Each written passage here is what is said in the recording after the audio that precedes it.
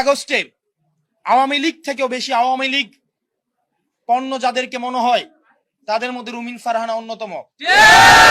উনি সব সময় বলে থাকেন বিগত 15 বছর নাকি উনি অনেক ভালো ছিলেন। উনি অবশ্যই ভালো থাকবেন, কারণ উনি যত ধরনের আওয়ামী সুবিধা রয়েছে সব ধরনের সুবিধা উনি নিয়েছেন।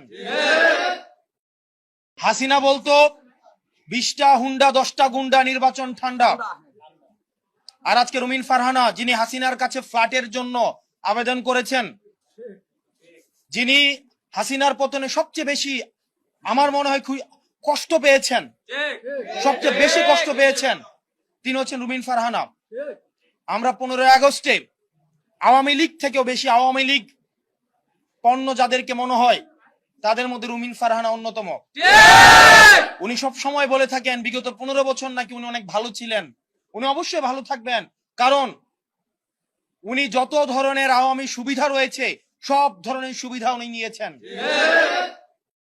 হাসিনা বলতো 20টা হুন্ডা 10টা গুন্ডা, নির্বাচন ঠান্ডা।